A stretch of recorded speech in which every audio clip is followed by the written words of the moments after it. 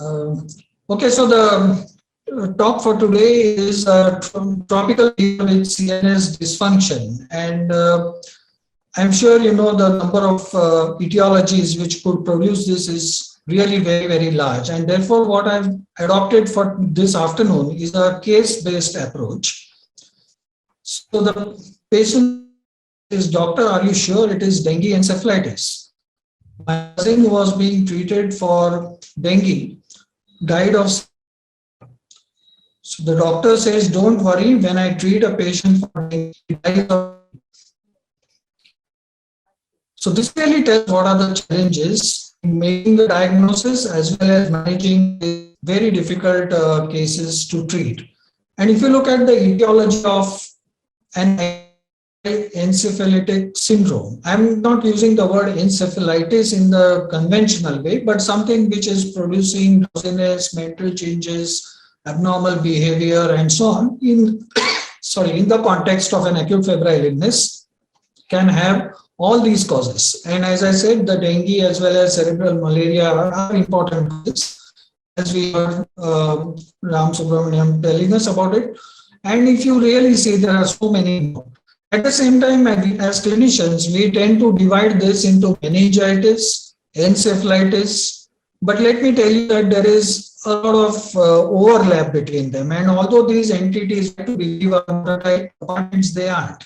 So you have meningoencephalitis. So in many types of meningitis, you have subpial encephalitis. Similarly, sometimes you may have a systemic febrile illness or a systemic infection, and that is encephalopathy, which we sometimes usually call it as septic encephalopathy. So all these things, metabolic, toxic, sepsis associated encephalopathy, all these need to be kept in mind.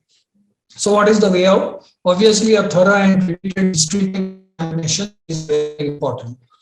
The epidemiological clue which the clinician is looking for can sometimes be subtle or it can be absent. Also, I will remind you that its presence does not mean that disease can occur only because of it. So just because somebody has had contact with cattle or dogs or something like that, the disease may not actually happen because of it. And even though we are talking of tropical, our patients are free to have non-tropical infections as well. So non-tropical infections, immunocompromised related infections, hospital-acquired nosocomial infections, and even non-infectious mimics. So there are things like SLE and rheumatological disorders, which can really be non-infectious mimics. And sometimes the clinician is overwhelmed with exotic infectious disease possibilities, and he may overlook very simple non-infectious mimics like drug fevers and so on. And diagnosis definitely involves pattern recognition and recognizing what is fitting. But sometimes what is important is what is not fitting. And all this becomes very difficult when the clinical features are few or subtle. And many infectious diseases have so many overlapping clinical features. Like it is so difficult to differentiate just from the fever, anemia, jaundice, skin rashes, and so on, what exactly is going on in this particular patient. Friends, previously diagnosis used to be made with the hands of the physician, with the eyes, ears, sometimes nose.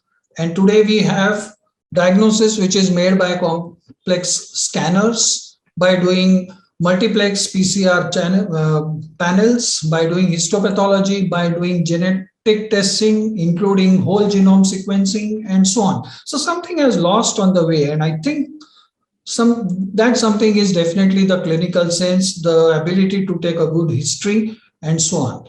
With this, let's turn our attention to this patient who was a 40-year-old male school teacher from rural Maharashtra. He had visited a forested area recently. He had fever, altered behavior, and severe myalgia.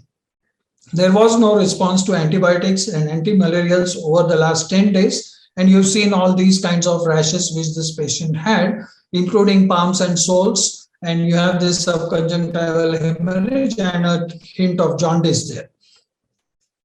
So how do we also changes? So we have to look at all these factors. And in this particular patient, maybe insect animal exposure, when he went to the forest, he could have had some raw milk, raw meat, or something like that. So all these things will produce suspicion of these particular infections. And also some of these infections are limited according to the forest, in which state is that forest, and so on. What are the systemic features which the patient has? Rash, jaundice, parotitis, lymphadenopathy, respiratory symptoms. That also helps us to narrow down the differential diagnosis. And the particular CNS features, that also can help us. So if you have particular cranial nerves which are involved, or involvement of the brainstem, cerebellar features, and so on, can also help us in our differential diagnosis. So this background, the patient, we did suspect rickettsial infection in this particular patient. MRI was done, and as you can see here, the MRI did show a mild signal alteration in the left temporal lobe, insular cortex, and so on. Showed a lymphocytic leukocytosis, and therefore these findings could not be easily explained, especially the MR findings were not easily explained on the basis of rickettsial, and therefore additional HSV was suspected and empiric acyclovir was started. So you can actually fine-tune your diagnosis further by looking at the location and the type of MRI abnormalities. So if you have things in the limbic system, then HSV is something which is very important to consider. But if you have something in the white matter, then you could have these abnormalities in chikungunya, Nipah, and so on. In the deep gray matter, it's mainly dengue and sometimes Japanese encephalitis, which need to be kept in mind. So this patient CSF did show HSV positive. His first wild Felix reaction was very, very mildly positive, like OX2 was 1 in 40, but one done about 8 to 10 days later was strongly positive. I know wild Felix has a lot of problems with both sensitivity and specificity, and at that not have many of these other tests such as PCRs as well as more specific IgM anti-scrub typhus. So sometimes in these cases, we have to struggle, go on doing tests. And here is the plight of the physician, where he has to finally say, we have a lot more tests to go through before we can be certain that we don't know what is the diagnosis. So this really tells us that it's a difficult thing to diagnose. And since etiological diagnosis is elusive in a large proportion of these cases, treatment should not be delayed if suspected on clinical grounds. This comes from the Niemans from Bangalore, and they have a big referral. It's a national laboratory or a facility where they get samples from all over the country. And they found that etiology was found in only about 55%. So almost half the number, they were not able to know what is the etiology of this acute encephalitic syndrome. And as you can see here, scrub typhus, Japanese encephalitis were really leading. And then you have dengue, chikungunya, and all that among the samples which were referred to this. Note that S. pneumoniae was only 1%, and N. meningitis, that is meningococcal, was even lower than that. Additionally, Nipah, Chandipura virus, Zika, Casanova forest disease, influenza, Crimean Congo hemorrhagic fever, and even Huntan were there in a small number of these cases. So it becomes very important for these institutes to tell us clinicians what are they seeing as common causes. Another important disease here, this is a 30-year-old lady. She was presented with mild fever, headache, and vomiting. She was treated with ceftriaxone. MRI and CSF was done. As you can see, there is this lesion here in the brainstem, cerebellum, as well as here. And so multiple ring enhancing lesions were there. CSF examination and these Thwaites criteria was consistent with tuberculous meningitis. And in the CSF, we found that the MTB trace was detected, but RIF resistance was indeterminate. So when that happens, there is a problem for the clinician. So tests for resistance, especially in Mumbai, are very, very important, as in Mumbai is an MDR hotspot. And then the only way you can find that out is by doing a midget culture. However, pyrosequencing for XDR is an valuable test. Now that is another test which we can do in the CSF, and it's quite useful. Now, if you look at here, this test in this patient, rifampin did show some polymorphisms, but what is important is INH showed a mutation at CAT-G, which tells you that INH cannot be used, even high dose INH cannot be used, but INH-A promoter mutation was not there. So instead of INH, we can possibly use ethionamide in this particular patient. And what's the importance of ethionamide or INH in this particular patient? This is a drug which has good early bactericidal activity and good CSF penetration. So remember, friends, that INH and ethionamide are very valuable drugs in the treatment of tuberculous meningitis. And that information you can get. If the expert is not giving you an information, then pyrosequencing can help in a short time frame. I'll just briefly show you a few more cases. So this was a fever, headache, neck stiffness for about 15 days, a rather subacute onset, but followed by drowsiness. As you can see, there was leptomeningeal enhancement. CSF showed lymphocytic pleocytosis.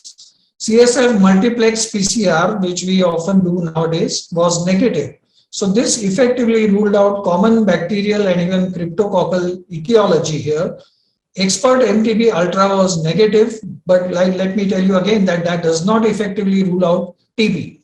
So culture of this CSF interestingly grew brucella, and this was just talked about half an hour ago. So it grew this brucella, and after that we asked the patient whether he used to consume any raw milk. So he said, no, I don't drink raw milk at all, but he used to drink milkshakes from street vendors. Now, can you imagine street vendors boiling the milk and using pasteurized milk for making that milkshake? Certainly not. Another case, so this is a relapsed ALL status post bone marrow transplant. He presented with fever, headache, altered mental status. He was prescribed meropenem. Again, as you can see, there is meningeal enhancement and there is some signal alteration in the brainstem. And here again, the multiplex PCR panel came to our help. So we found Listeria monocytogenes is here positive. So, but we were also suspecting it. And why were we suspecting? Because of the immunocompromised state. It was a subacute meningitis. CSF was polymorph pleocytosis. And there was meningocerebritis. Now, this particular organism has a high affinity, especially for brain stem tissue. And therefore, we were actually suspecting Listeria in this particular patient. And we were rewarded when the film array came positive for Listeria. And we were also happy that the expert MTB RIF in this case was negative. So we asked the lab whether they had anything positive in the culture. And interestingly, the lab had identified an organism which they thought was dysfunctions. And so they thought it was a contaminant, therefore they did not report it. So sometimes this can be a very interesting problem. So Listeria can resemble diphtheroids, and the lab may not actually report it thinking that it is diphtheroids contamination. Another case, a 60-year-old diabetic paddy farmer from Pune used to working barefoot in his field in monsoon. He developed leg abscesses and was treated elsewhere with amoxiclav for 10 days and he had improved. But 1 month later, what happened? He developed fever, headache, drowsiness, and seizures. And now he had pyogenic arthritis of the knee, as well as a brain lesion here looking like an abscess, which was found. And the blood, as well as the knee aspirate culture, grew this organism called as Burkholderia pseudomallei, so the agent of melioidosis. So these are all tropical infections which we need to keep in mind. Keep in mind even neurocysticercosis, because sometimes these patients may not have much fever, but certainly headache as well as altered sensation, altered mental status and seizures are important. Now this was actually cryptococcal meningitis, and all that you can see here is just a guile enhancement. First, meningitis also can produce some encephalitis. Now, this was a case of chikungunya, which we saw recently, which is showing these white matter changes with diffusion-weighted imaging. And this is a case of dengue-related encephalitis, and sometimes you can have a similar picture on the other side. So it's sometimes called as a donut sign. This case was a Jakob-Creutzfeldt disease in a patient who was a veterinary doctor himself, as well as sometimes you can see a pyogenic or a fungal abscess, which can produce this kind of a problem. So I will close with certain thoughts. Scrub typhus is definitely thought to be the commonest cause of encephalitis. HSV is also a common cause of sporadic encephalitis. Multiple causes, like I showed you in one case, and or sometimes none can be found. And always maintain a suspicion of TB. The clinical epidemiological approach, as well as all the tests that we have, still have limitations, and they are complementary to each other. And also these tests need to be customized to suit the local needs. At the same time, as I said, often we may not be able to have the diagnosis, and there are only few entities which have a specific treatment. So something out of acyclovir, ceftriaxone, artesunate, doxycycline may have to be used empirically, but remember that we should continue to search even when we have started empirical treatment. So the bottom line is treatable causes should always be covered while we are awaiting confirmation. And the reason is at stake is brain tissue. And therefore we cannot wait to allow progressive destruction of brain tissue in this particular patient while we make the diagnosis. We don't have the luxury of waiting at all. And with this, I'll stop. And if there are any questions, I'll be happy to take. Thank you.